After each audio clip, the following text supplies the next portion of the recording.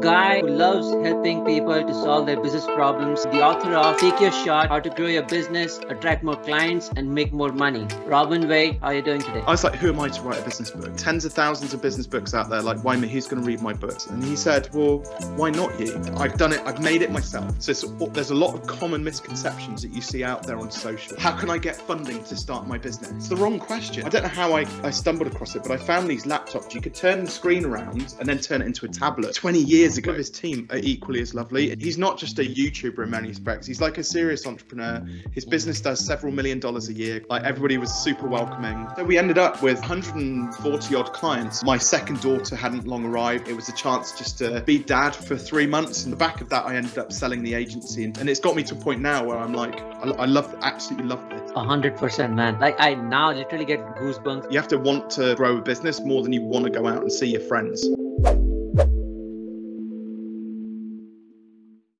Before I begin this podcast, I have a small announcement.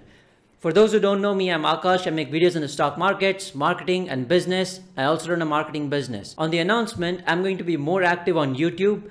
The last 2 years have been quite a ride for me, from moving countries to figuring out time to make more content for you guys. And now I'm going to be more active on this channel. Today is a big day. I have a very special guest on this episode. I am very proud of the guests that I've been able to bring on this podcast for you guys who have shared their business secrets, their models, their complete blueprints for you guys to help you build your business.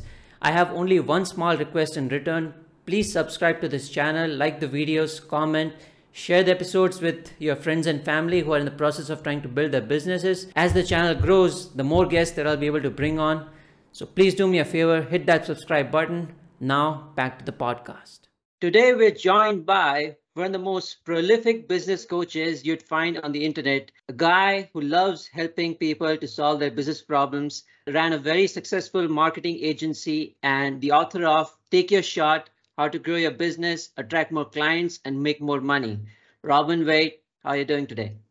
I'm great, Akash. What an introduction. Gosh. I like to make my guests feel that they're welcome on the podcast, so that's my part. Oh, it's worked. Job done. Hi, sir. How are you doing? Yeah, very well, thank you. Very excited for this interview, Akash. Looking forward to sort of digging into it. Yep. Robin, can you tell us what your story has been like, how you got into business? How did you transition from the agency business that you ran to the coaching business? Can you tell us your background? Yeah, no problem. So I never intended actually to start a business sort of way back when. And whilst I was doing a university degree, so I actually studied business management at university, thinking I would go into, I don't know, accounting or something as a job, basically. But during my time at university, obviously it's expensive to go to uni here in the UK, so I had to earn a little bit of extra cash. And I started, I don't know how I stumbled across it, but I found these laptops. I think I was just looking for one for myself.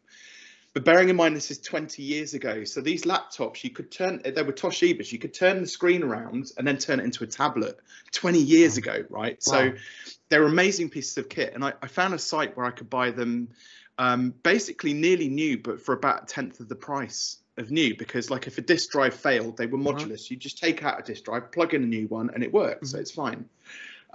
So I spent a summer buying and selling these things, and they were sold to construction sites because they were basically bomb proof. You could drop them off the side of a 9-story building and they would basically bounce. They were amazing pieces of machinery.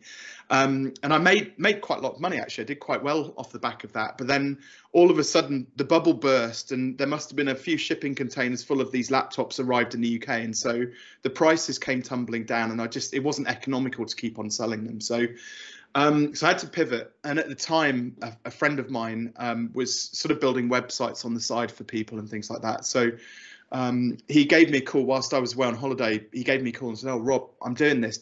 I know you like your computers and tech and stuff like that. Why don't we join forces?"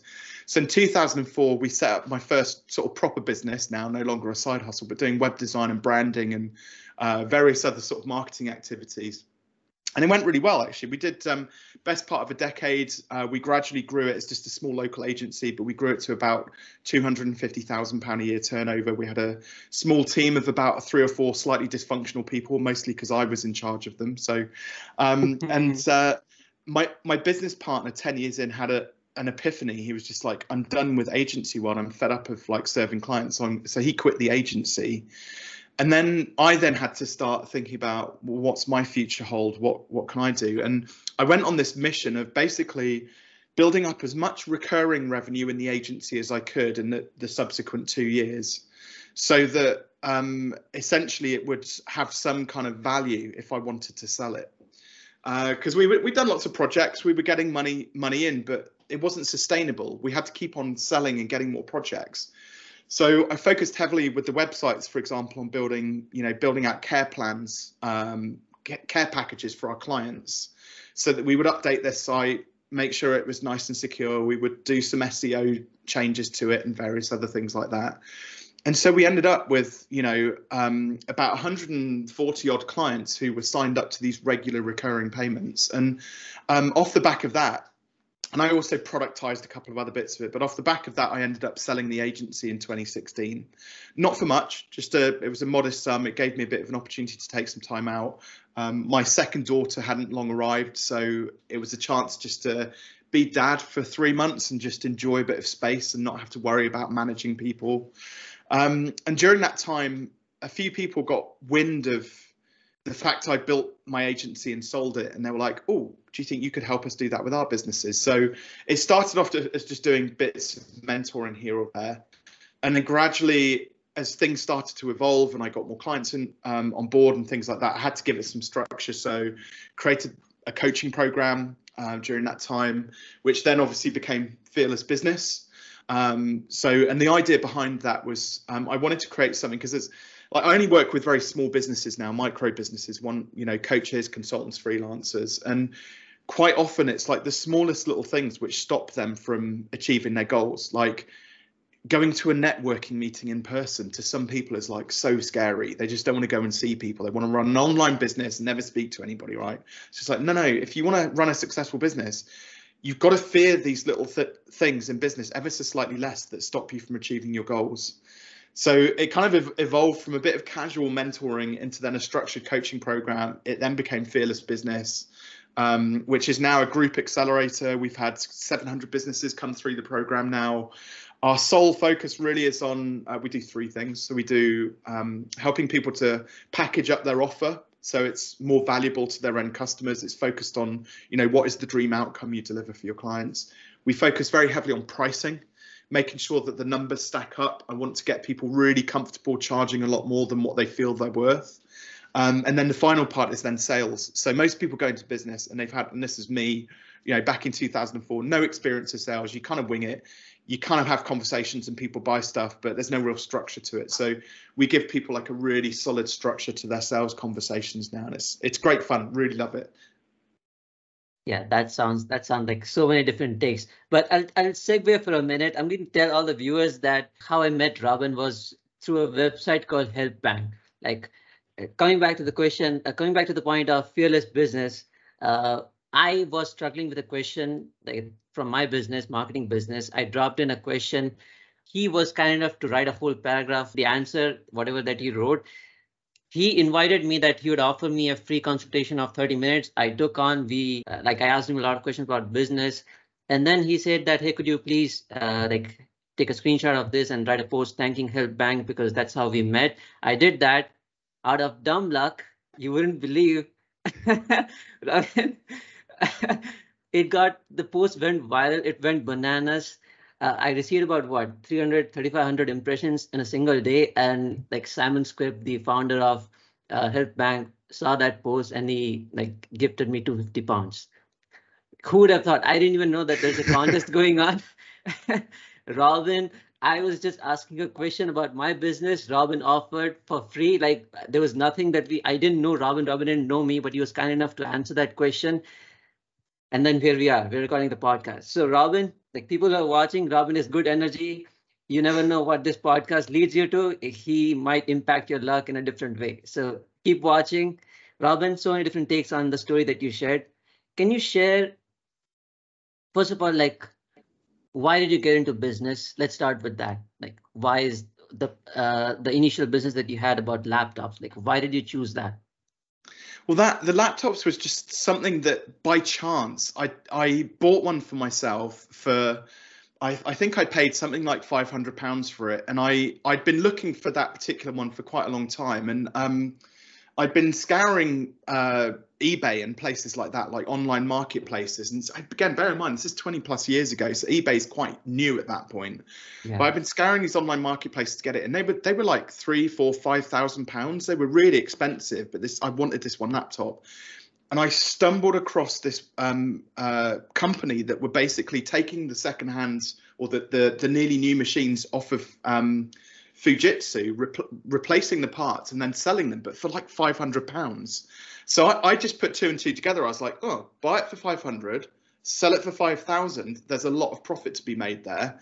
And that's what I did. I didn't get quite as much profit on all of them, but probably over the course of about, I don't know, 5 months, 6 months, I made about £40,000 profit overall. I sold quite a few of these things. But I just got a bug for it. It was just really exciting. It's just, you know, I was getting like boxes of 10 of these laptops in. I was buying, there was a credit card back then called Egg. It was the Egg credit card, right? And you used to get cash back on it. And I remember after doing this for a few months, I got my cash back from Egg because the volume of like laptops I'd bought. I think I made something like £4,000 or £5,000 in cash back alone on my credit card, right? Because of the amount I'd been buying. But it was just really fun. There was no real intention. It was just well, this is fun. I'll buy them. I'll drive around the country, deliver them to people. They were really grateful, happy to pay the money, you know, and we'll see how it evolved from there. It's funny when like I said, the bubble burst with that after a few months. I think that other people got wind of what I was doing and they started doing it and the prices came down, natural supply and demand. And I was like, oh, fine, I'll go and find another product. I couldn't find another product. So to a physical product to sell. So that's when I was like, well, maybe we could sell a service instead. So it's just about being creative and seeing what you can achieve, what you're capable of.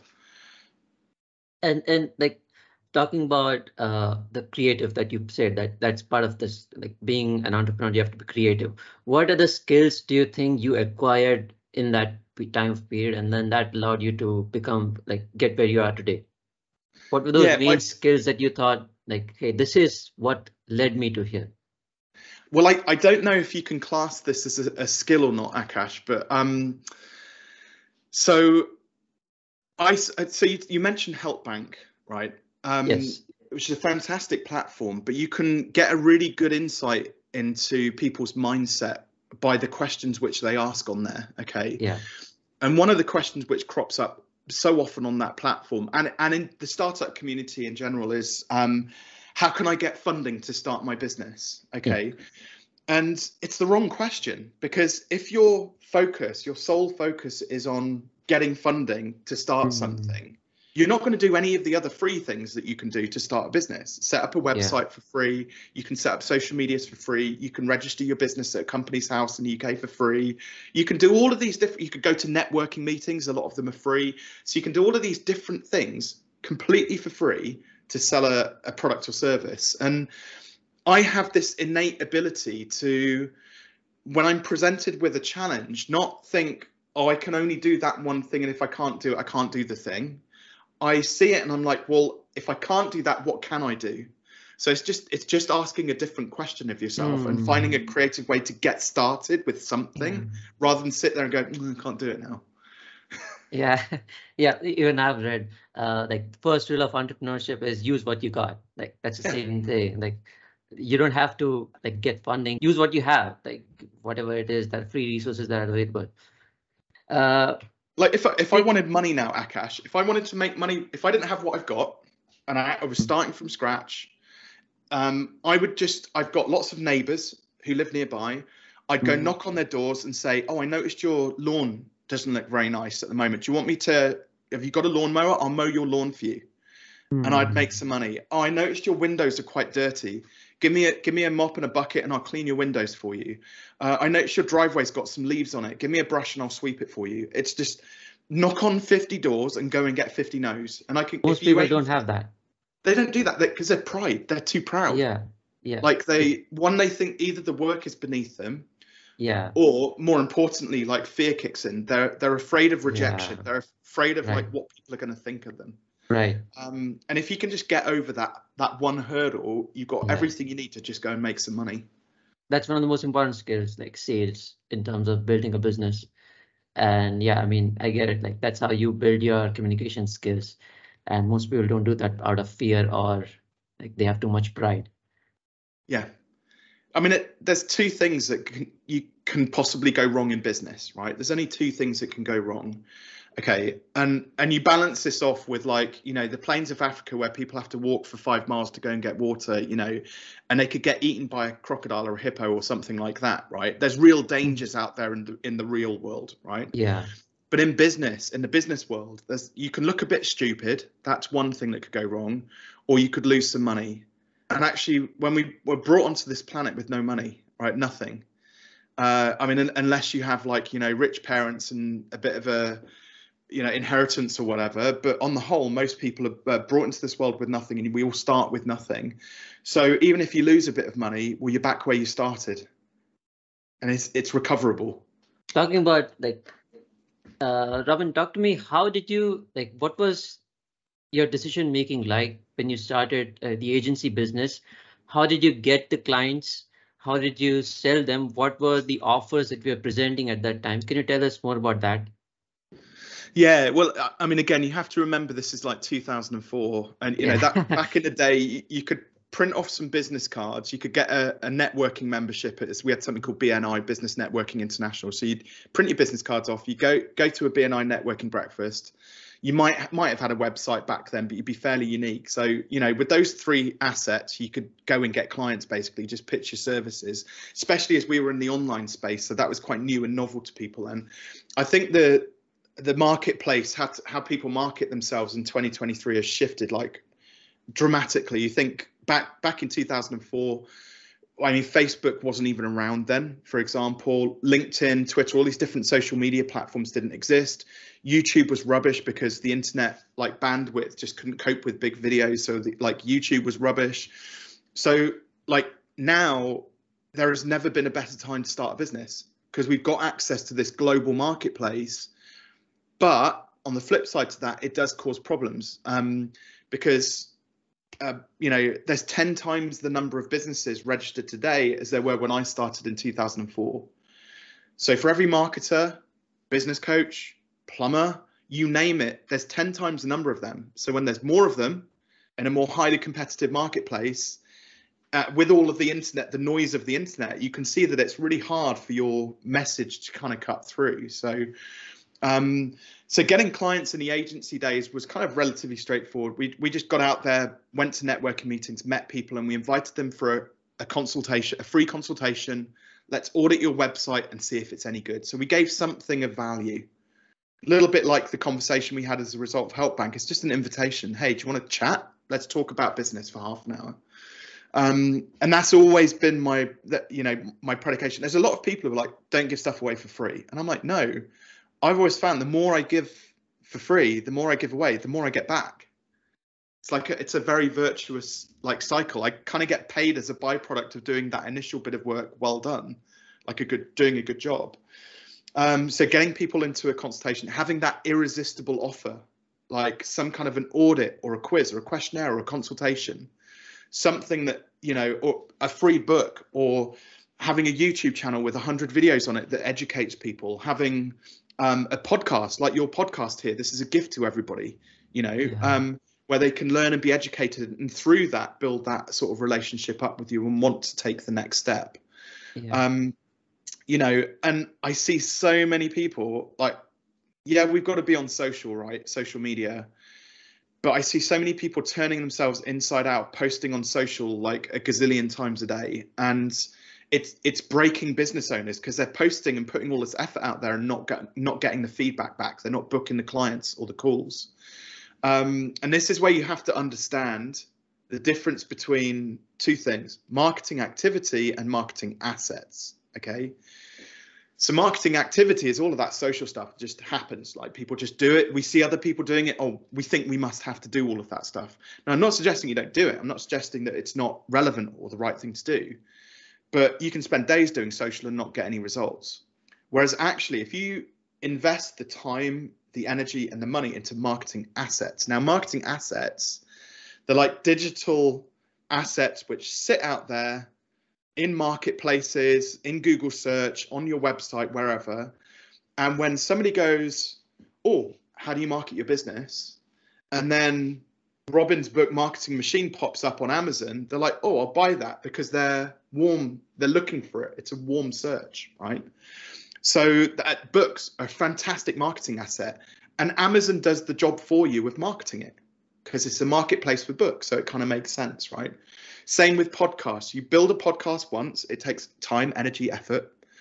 But once it's out there, it's searchable. People can subscribe to your podcast. They can draw down that information at any point whilst you're asleep in bed, and they build a rapport with Akash or Robin or whoever's hosting that podcast. So if you can build things of value, digital assets that sit out there in the ether, people can draw down, pull them off whenever they want to do that, you won't get loads of clients. It's not like the elixir. It's not like the silver bullet that just gets you a million clients, right? But what it will do is it will get you consistent inquiries, build relationships, like just time and time again, without you having to continually like put effort into that marketing activity. And if I was to give you a formula for it of activity versus assets, I would recommend putting, let's say you had, I don't know, 20 hours a week to put into marketing as a whole. I would recommend putting 16 hours out of that 20 hours into building marketing assets, so 80% of the time into building marketing assets. The other 4 hours I would then put into, so 20% of the time, I would put into marketing activity to promote those free assets. That makes sense. Like you have an asset and then you're investing in that and then using 20% of time to like sharing those marketing assets. But like, let's take a step back, Robin. Sure. You mentioned like you need to have some sort of marketing asset, a book or a podcast that's like a warm reach. People can look it up while you're asleep. Why do you think people don't have that? Is it because like most people have this transactional mindset, like you do this, I'll do this. It's kind of a transactional app. Like it's okay to have that. But since you said that we're in a highly competitive marketplace right now, you have to do something to stand out. Yeah. These kind of marketing activities, having a podcast, having a free ebook, having like something on the internet that talks about you. Why do you think people don't have that abundance mindset? So it's a number of reasons, and they're very valid reasons as well. And what I'm going to say is probably going to come across as being a little bit harsh. Okay, so bear with me. Take this with what I'm about to say, folks. I'm saying this with love. Okay. Everything here is, by the way, for love. Everything here that we are sharing, we're giving away secrets out of love. That's it. Absolutely. The reason people don't take the time to invest in building marketing assets is through one of the following reasons: impatience, greed, laziness, any number of words that you associate with those three things. Okay, it's because for whatever reason they are so desperate to get money in for themselves right now that is their primary objective, that they're not seeing. Imagine, look at it this way, Akash. Imagine if I invited you. You know, there's things you've got to do in your business, right? There's things that you have to do. There's things that you want to do in your business. But if you fast forward yourself into the future, Akash, so into 12 months time, there is something that Akash in 12 months is thanking Akash today for doing, like just that one little thing. 100%. For building that one, writing that one blog article, recording this podcast episode, taking time to give 30 minutes free to somebody else, which you might film and put onto YouTube, whatever it might be. Okay. If you have that investor mindset where you know that it just, in order to, like, okay, cliche time, Rome wasn't built in a day, right? Imagine if they built Rome in a day, would it still be around? No, it takes time to build this stuff up, build assets up, substantial assets that people value. So you have to kind of slow the process down. And the payoff is effectively your building these assets to give them away, to give value, to improve people's life, make the world a better place. Ultimately, that's what it's about, right? When you're sat there thinking, I need to start a business and I need to make money because my family need food. Well, now it's all about you, and it's only about you. So who stands to benefit from that? Well, you, if you do happen to make some money from it. And it's quite a selfish it's a one-way transaction. Yeah. And I mean, we both work in service-based businesses, right? So the one thing I've learned about any business, service-based businesses especially, but any business, is that the client is the most important person in that relationship. Now, if I'm sat here trying to sell to you, right, because I need to feed my family and put food on my table, I've lost sight of the fact of all of your needs and how I can help you. Do you see? And I'm very fortunate because of where I live, like in the UK. There's luck involved in that. I'm very fortunate and very lucky that I was born here. I was very fortunate and lucky to have a good education and upbringing. I wasn't from a lower class. I was, fortunate, again, lucky enough that my family was sort of working middle class, and they pushed me to make better things happen in my life. Yeah. But the one thing they made me realize was that all of that was based around a very high moral and ethical standing. Okay, yeah. So to summarize that, when I'm sat in front of a client, if I don't think it's a good fit, I'll tell them, and I'll say, I don't think this is I'm not here to sell that person so I can make money, because that's not ethical. It's not moral. It's not serving them. Me personally, I would choose, it wouldn't be comfortable, but I would choose to be homeless, destitute and poor over taking somebody's money when it's not the right thing to do. Does that make sense? Yes. And most people don't build assets because they're being selfish. I hate to say it. Right. Yeah, that's true. They have a limited mindset, and then that's how they cannot sustain their business. That's it. Robin, you got it. Robin, what advice would you give to someone who aspires to be an entrepreneur someday? Like they're in the early days, they haven't tried their hands on the entrepreneurship. They do have some sort of background in terms of education or something. What advice would you give to them? So if they're kind of in the mindset of, I've got to start, I want to do something in business, but I'm not sure what it is, then there's like a very simple process that you can go through to come up to generate some ideas, basically, for a business. Okay, so you get out just a simple sheet of paper and put it into 5 columns. You'd write in the first column a list of all of the different ideas that you've got, things that you could do to start a business. It could be gardening or building websites or selling products on eBay or any number of different things, right? So make a list of all of the things you feel you could potentially do, and don't judge that list, don't question it or anything like that. We're just going to write that list out, so it's a brain dump. In column number 2, and the next 3 columns, so columns 2, 3 and 4, these are questions now that we're going to ask of those ideas, okay, or ask of ourselves for those ideas. So in column number 2, we're going to ask the question, how passionate am I about this idea?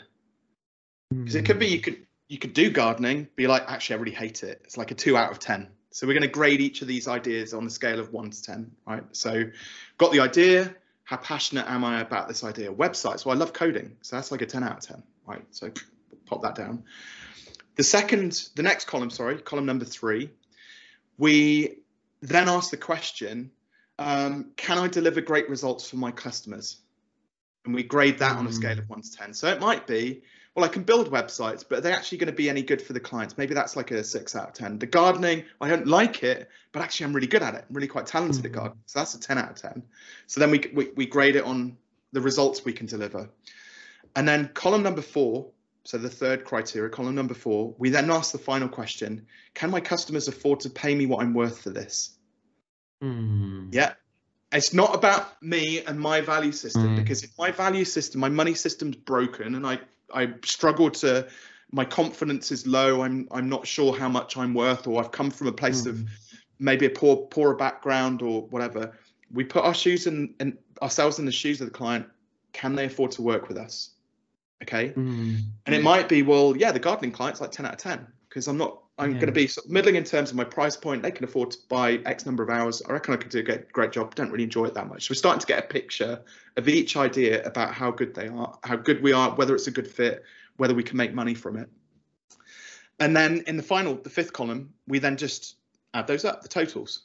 And so we end up with maybe some that are like 26 out of 30, 25 out of 30. We've got some which are like 12 or 13 out of 30. So we just top the scores up. And you should end up with one or two ideas which are like, yeah, they really stand out. I can really see myself doing that. I reckon I can make some money from it. Nice. And then you get out and you just try and sell it. Right. And I have a follow-up question on that. Like you mentioned, like you write down what you're passionate about. Most people don't even know what they're passionate about. Like they haven't tried too many things. They don't have that self-awareness to know that this is what I can. Let's take my example. Like I was exposed to the stock markets world in the early days. That's one of my passions. I also love marketing because I took on a few marketing projects in 2016, 2017. I knew that I was passionate because I felt like this is something that could lead me in a way that I can use those skills to do something that I want to do in the future. Like my intention was to learn what I need to do right now to help me build my thing. Most people don't even know what they're good at, what they feel like they could use those skills into something that they want to build in the future. How can somebody like that like get into like getting more experience? How can they use those, maybe their experience that they've had in the past, maybe in their jobs? How can they know that this is what I need to do right now in order to build something in the future? What's your favorite hobby? I love playing guitar, playing piano. Playing guitar, playing piano. So there was a time in your life when you'd never picked up a guitar. Yes, I did. Yeah. So what was going on what was the thought which you had when you were like? I watched my favorite band Linkin Park at that time. Like it felt like Chester was singing in front of the crowd. Mike was playing on the drums. Mike was playing on the piano. It felt like this is cool. I need to learn something. It's out of my passion. Yeah. And can you remember the first time you picked up a guitar? Yes, I did. I sucked at it. Yeah, right. But you sucked at it, but you stuck at it. Yeah, you got better. That's true. And you got better and you got better, and it got into flow with it. You played your first song and it sounded all right, like you know, and you got better, right? So why would it be any different with ideas for business? It makes sense. People are afraid, but like, how can they know that this is what I need to try? In the same way that you got inspiration from seeing Linkin Park, you were like, oh, I'll model some of that. So it's the same in business. So maybe here's the answer to the question. Maybe actually what needs to happen is you need to, if you're thinking I want to be an entrepreneur, go and follow some other entrepreneurs like Gary Vaynerchuk, Jeff Walker, you know, it's all sorts of different ones, you know, hundreds of entrepreneurs out there that you can follow. So go and follow them and see what you like. If you see something you like, give it a try. Yeah. Let's touch about like mindset, since we are talking about passion. What other things that you need to have in terms of being a successful entrepreneur, not just wanting to be a entrepreneur? Like people have this aspiration that they want to be an entrepreneur, but they don't take the necessary steps out of impatience that you mentioned. What other things that you need to have in terms of mindset to be a successful entrepreneur? Yeah, so you hit on a really important word there, passion. You have to be passionate about the thing that you do. So the biggest mistake I see entrepreneurs making is that they get into doing what they do for the wrong reasons. They're like, oh, drop shipping, I'll go and do that because I can make loads of money from it, right? And then like a few months down the line, Amazon changes the algorithm, like all of a sudden it becomes hard and they go, oh, this is rubbish, I don't like this anymore. But the reason they didn't stick at it, it's because they're not passionate about it. You kind of have to be, with something like drop shipping, you've got to be a complete nerd over the numbers and e-commerce and all. I mean, I don't know much about drop shipping, but you kind of get a picture. You've got to be a nerd about all of the inner workings of drop shipping, or a real nerd about the products you're selling, like a real enthusiast. There has to be some passion there behind it. Where people are just motivated by money, the moment it gets hard, they give up. You know, because money, there's more to life than money, let's face it. It does help. Like, don't get me wrong, if you've got some money, but in order to keep you motivated and keep pushing through the hard times, and that in any business, there will be hard times and it sucks, right? When you go into a dip, whatever it looks like, problem with the client, problem with the business, struggling with marketing, maybe a business partner that doesn't understand you, whatever it is, there will be dips and it's horrible. So you need to have that passion and that tenacity to kind of push your way through it. Right. You need to have that tenacity. That's one of the biggest, I'd say, like traits that you can develop. Robin, what about, let's say there are people complaining that they hate their jobs, but they're kind of wasting their money on the weekends, going to the bars, hanging out with friends, but they're not using their time in the weekends to build something that they can get out of that rut that they're in. What advice would you give to them? What is it that they are struggling with, and how can they develop a business on the weekends so that they can use that to go full time? Yeah, I mean, so in the example you've given there, I mean, if they're spending their time sort of going out drinking, partying and stuff like that, I mean, first of all, there's a compromise that has to be had there. You have to want to grow a business more than you want to go out and see your friends, you know, or maybe you do it once a month, not once a week, for example. So there has to be some kind of a compromise there. And then again, really, it's just like, again, don't let pride get in your way. Again, a lot of people are just like, oh, I have to, here, let me put it this way. There's something called binary thinking. Okay, I'm in or I'm out. I'm going to quit. I'm full time in my job. I can't go parts. Like, it's very binary. It's they see that there is only one road on their journey. And actually, for a good example is that they somehow have to get all of the money in one go so they can just quit their job and there's nothing to worry, no stress, nothing to worry about there. But actually, again, you push all of that pride to one side and just go, I'm going to make my first $50 doing whatever. Yeah. And I don't care whether it goes well, badly, doesn't matter. I'm just going to get out there and try and make my first $50. Yeah. And see how I feel about it. And then if you enjoy it, you do more of it. And you go and make $100, you make $200. And then gradually you'll get to a point whereby rather than working 5 or 6 days a week, maybe you could go down to 4 or 5 days a week. Maybe it starts to get more successful. You're doing an extra $200 or $300 or $400 a week. Now you can go down to 2 or 3 days a week. So you can make that gradual transition. Most employers in 2023 are flexible. They will let you work part-time if you want to work part-time. If you're a valuable employee, they'll flex to work around you. Yeah. You know, and hey, if they don't, well, then that's a motivator, isn't it? Use that as motivation to make this a success. Work hard at the weekends, make enough money to quit, and away you go. And as a rough rule of thumb, most people need somewhere and about to feel secure. Security varies. It could be like, some people are like, well, I just need a month and then I'll figure it out. Some people are like, I need 12 months worth of savings in there to give myself the time and the bandwidth to be able to get out there and make this thing work. Yeah. Normally 6 months, 3 to 6 months worth of like your month's rent and food and everything in a savings account is a good point to go, right, I'm ready, let's go. Right, that makes sense. Yeah, that's a big one. Robin, we talked about mindset. I'll get to that in a moment, but I also wanted to know what strategies that people can implement in terms of building a successful business in today's time. Like, what do you think, what strategies that somebody can implement in terms of a service-based business or a product-based business, whether it's offline or online? Do you have an equation that they can follow? Yeah, so with services, my recommendation is don't charge hourly rates. That's the simple equation. Right. The slightly harder equation is when you productize a service, it's actually based on 3 different things. And if anybody's interested to know a little bit more about this, there's a fantastic book I'd recommend they read. It's called Built to Sell by a guy called John Warrillow.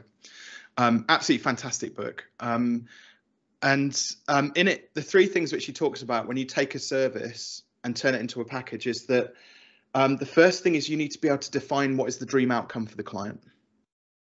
Okay. So if you're building somebody a website, for example, if that's going to be your service, your product, don't think, oh, it's going to take me 20 hours and I'll charge $50 an hour for that. So, you know, you want to be thinking that that's $1,000 product that I'm selling, but what is the dream outcome for the client? They don't just get a website. That's not really what they want. Why do they need a website? Well, they need a website because they want to get eyeballs on their brand. get some leads and inquiries in, and ultimately they want to be able to sell something. Yeah. So when you're building that website, we want to be really heavily focused again on the results we're getting for the client. So step one, what's the client's dream outcome? Step number two is, can we drill it down and deliver that within a fixed period of time? So can we have our website in a box which is delivered within 7 days? Right. Okay. And then finally, can we then do that for a fixed fee? Okay. So if it were to take 20 hours and we charge $50 an hour for it, well, that package starts at $1,000. Okay. It's the same price as hourly rates. Yeah. But what normally happens at this point when I say, can you deliver it for a fixed fee, people then say to me, oh, it depends. Right. That it's a swear word, a curse word at Fearless. Right. Somebody says it depends. It means that there's too many variables within their business. It means they've got too many different types of clients which they work with. They're building too many different types of websites. There's too many variables. So where it depends comes into it, we want to start removing those variables where we can. So that dream outcome, that website that we build in 7 days, we want to build that for one specific type of audience who gets the value that we're delivering. So it's our website in 7 days package for business coaches. Okay. Yeah. And if we're building similar sorts of websites all the time, we can build a process and a system around it. The results become more predictable. We get better at doing it because we're doing it more often. So the formula is, if we want to give it break down a formula for that, is to do one thing really well for one specific type of client. Okay. So you have a customer avatar in mind. Yeah. And it might take some experimentation to figure out which one is the best type of client avatar that you want to work with. But narrow it down, and then people will see you as an expert in that space. So you have a website, you reach out to people. Can you tell us how, or any methods that you have to sell your services? Yeah, I mean, again, I can give you we go back to the marketing asset side of things, but so you would start a podcast talking about how business coaches can get clients through websites. You can, yeah. Right. So now you've got a really specific focus for your marketing assets as well. Yeah. Right. That's true. And do you recommend using other techniques like building a website and then running SEO on it, or do you recommend people to push ads on it, anything like that? So again, for service businesses, if they're like local services, so something simple like Google My Business is a fantastic tool. Anybody heard of this little thing called Google? Right. Only been around for 30 odd years, since the dawn of the internet, way back when. But no, Google My Business is a great tool. It's completely free. Again, people massively overlook it. But if somebody's searching for a web designer in Stroud or Gujarat or wherever you're based, or Mumbai, they'll hopefully find your business. And there's a couple of ways to kind of gamify it a little bit. So things like making sure that you've uploaded at least 10 to 20 images. You rename the images before you upload them to include your keywords. Make sure that you then get 10 to 20 reviews from clients as quickly as you possibly can do. So you might have noticed off the back of our conversation the other day, you got an email from me which says, "Hey, Akash, it was lovely to speak to you. I hope you enjoyed our session. Could you leave me a Google review?" So there's ways to automate that process as well. So certainly, like Google My Business, local SEO, on-site SEO for sure. Yeah, make sure you've got the proper keywords in there, headings, titles, descriptions, that you've got, alt tags for your images. There's all sorts of things that you can do technical SEO for your website. And then backlinks. I think again is something which people overlook because there's a lot of heavy lifting with backlinks, but making like a simple way to get backlinks is to make sure your social media profiles are linked back to your website.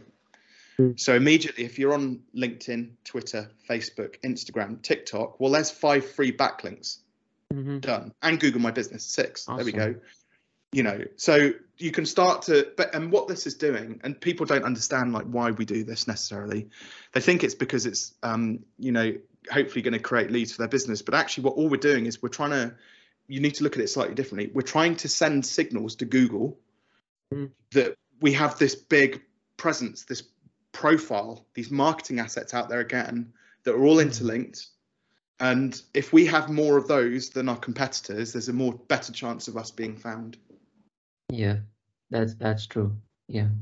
That's true. What about we touched on podcasts. Like when people who are just starting out, like including myself, I was skeptical, like if this is going to work, but I still dived into it. Now I have a few podcast episodes, had chance to speak with even most influential people like yourself.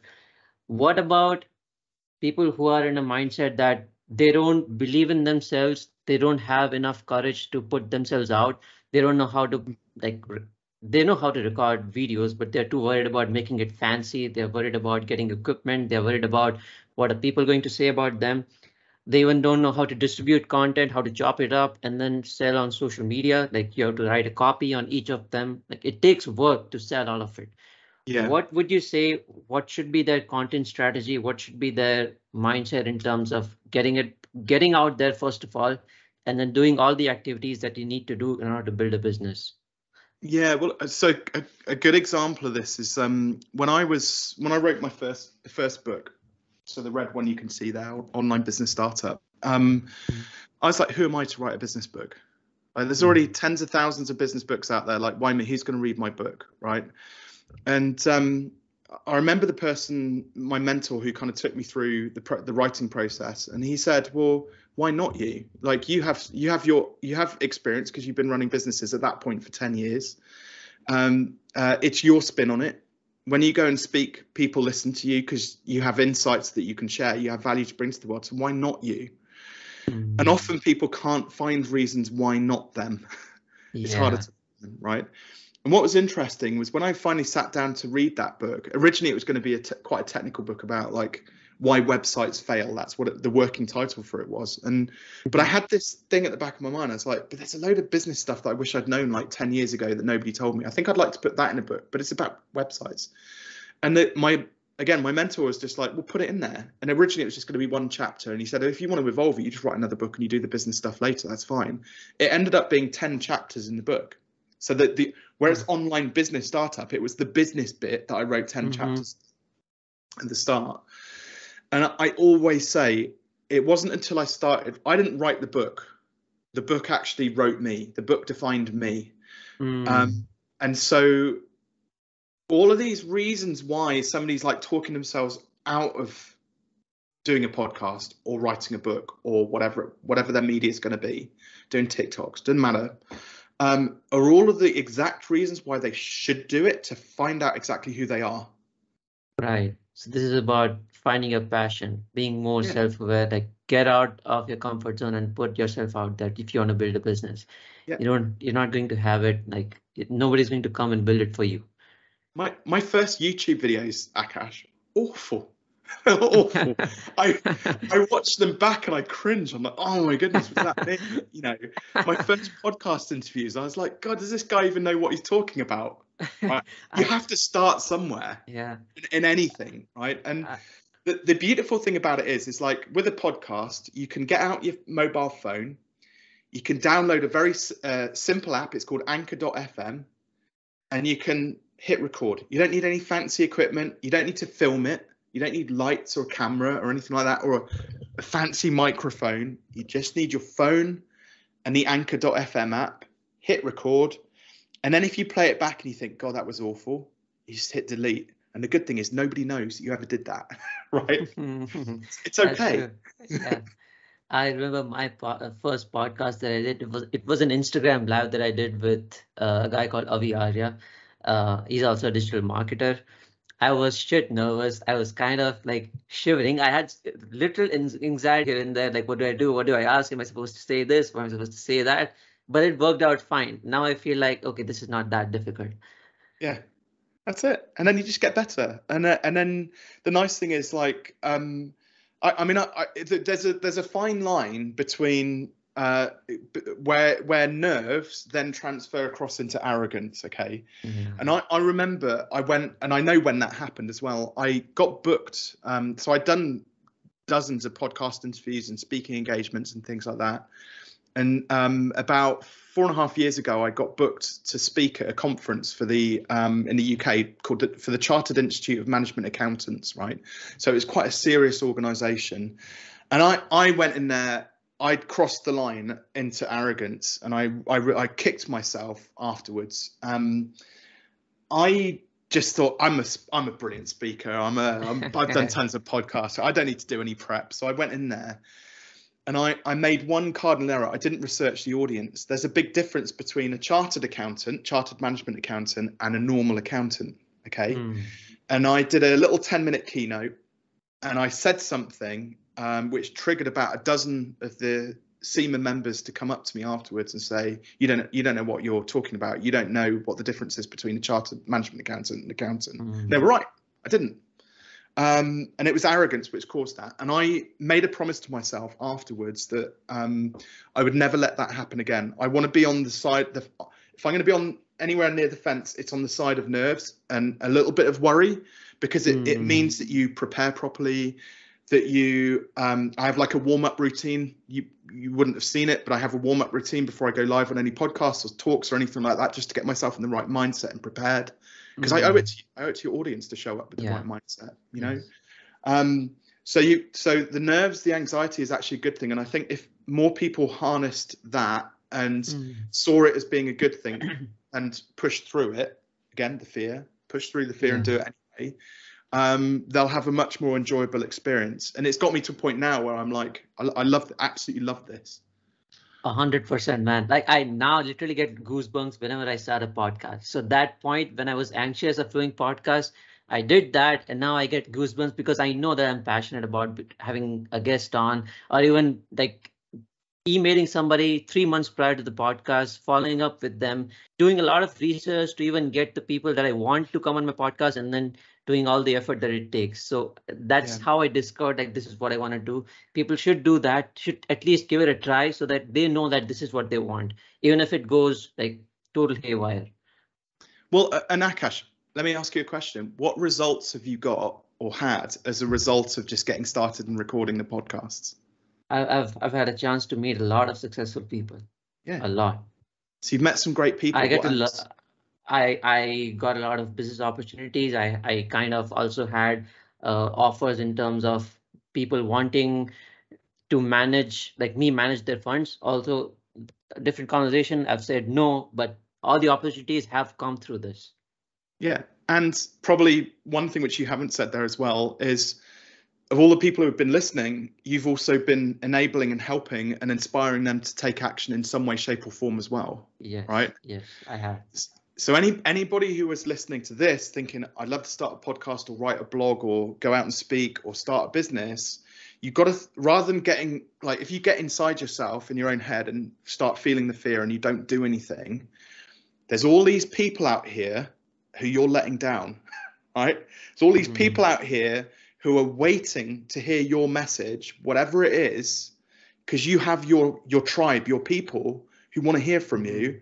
And because you're getting inside here, you're doing them a disservice. You're not serving those people. And it's like, that's the point when you have to just decide, well, I don't mind making myself look a little bit of a fool if it means that I'm going to improve somebody else's life. Absolutely.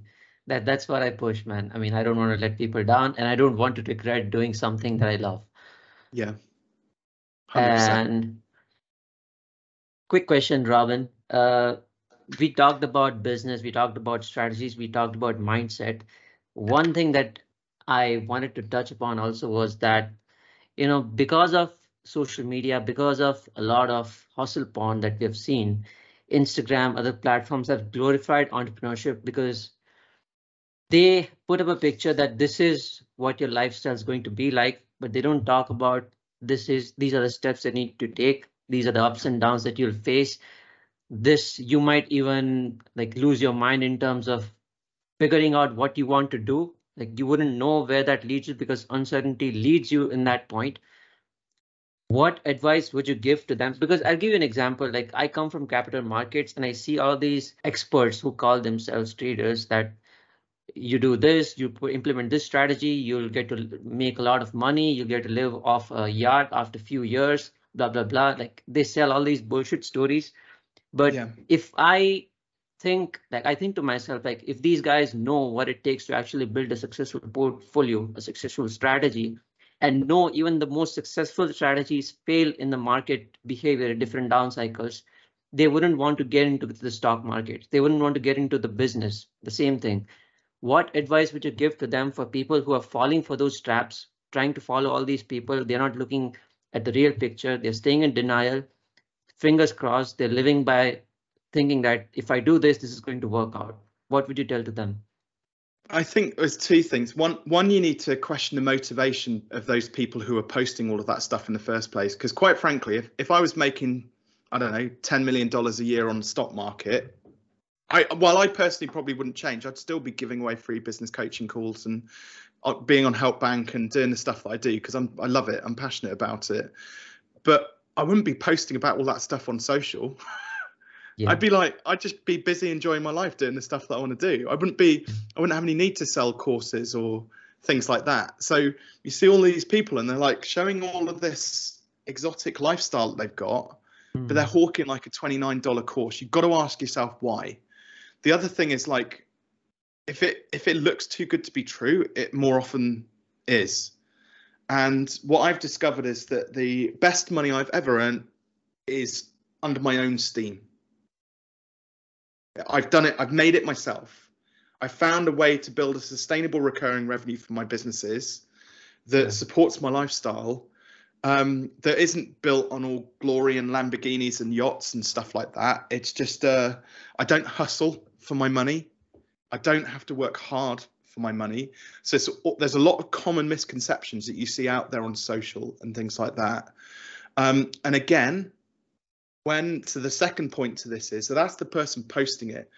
The person who is reading it and getting sucked in, again, if those people just paused for a moment and asked themselves the question, what is it that I'm seeing here that I want that I don't currently have and why?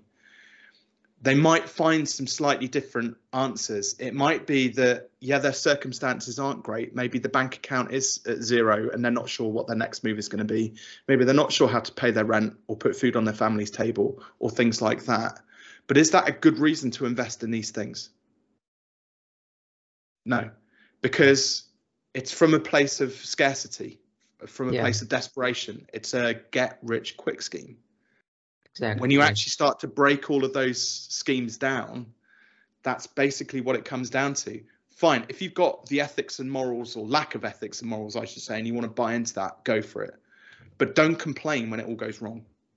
There are people who like get into all these schemes because they're failing in some sort of situation in their life. How can somebody, is that a situation, or if that is so, how can somebody get out of that temporary failure situation? So I have something called the truths exercise. And it's a really simple exercise. It's get out a sheet of paper and a pen and write down everything that you know to be true about yourself. Yep. Okay. So my truths exercise sounds something like this. I'm a dad to two beautiful girls, 9 and 6, Poppy and Sophie. I'm a husband, dedicated husband. I've got a beautiful house in the Cotswolds in the UK. I have a business management degree, and I have a successful coaching practice. I'm an author of 7 books, 2 of which have been bestsellers. I've got over 700 reviews for one of them, 1,000 reviews overall for all of my books. I've got 129 Google reviews. So I write down a list of all of the stuff that I know to be true about me and what I've created in my life, and nobody can take any of that stuff away from me. Absolutely. You're living by your truths. Last few questions, Robin. You've met a lot of successful people in your journey. You recently met Ali Abdaal. I saw one of your LinkedIn posts. How's that experience like, by the way? Oh my goodness. I have to admit, I was a little bit of a fanboy, but I've known him for about probably 3.5 years now through a mutual contact. We're in a small mastermind group together. About 6 of us joined up. Ali was in that. So I'm incredibly fortunate to have people like that in my sort of sphere of influence. But yeah, recording is the first time I've actually got to spend some time with him sort of one-to-one. And the actual interview was probably about 1.5 hours, but we had lunch beforehand and stuff as well. And I tell you what, he's one of the most like genuine, like down to earth guys. He's so lovely. And what amplified this was I got to have lunch with him and all of his team. All of his team are equally as lovely, and you can see that like the culture he's created in his business. You know, he's not just a YouTuber in many respects. He's like a serious entrepreneur. His business does several $1 million a year across all of his different sort of media. He's got a team of sort of 20+ people, and the atmosphere in that, when I had lunch with them, it was just chilled. It was fun. It was relaxed. Like everybody was super welcoming. Honestly, I'll shut up about it because I could go on for do we have a recording? Not yet, no, but that's going to be, I think it's coming out probably in about, I don't know what their turnaround time is, a couple of months yet. So they recorded it as like a season. So I don't know how far through the season I'll be. Right. Okay. So my question was, like, you've met a lot of these successful people. What commonality do you observe in their personality trait that you think people should have in order to reach that level? Just generous, good people. Like they're not here just to make money. Like I said earlier on, money comes as a byproduct, natural byproduct of a job well done. And all of the good entrepreneurs that I know, they bring something pretty remarkable to the world in their own unique way. Really without any expectation of ever getting paid for it. They do it because they love it. They do it because they see the benefit of giving it away, giving their knowledge away to other people. Like think about some of the greatest philosophers of our time. This is like Western culture philosophers, Socrates and people like that. All of their teachings were based on generosity, passing down stories to future generations, even back through like Babylonian times and things like that. I'm a bit of I don't know a huge amount about sort of the Indian culture, but again, a lot of that must be based on, you know, storytelling and how those have evolved and been passed down through the generations. Absolutely. And like you can see the impact, obviously, which that has. It's lifelong learning, right? We want to learn as human beings. So the best entrepreneurs are people who are ready just to gift all of their knowledge that they've accumulated in their life without any expectation. That's 100% true. That's what we all are doing. Yeah. That's so true. Thank you so much for your time, Robin. Where can people find you?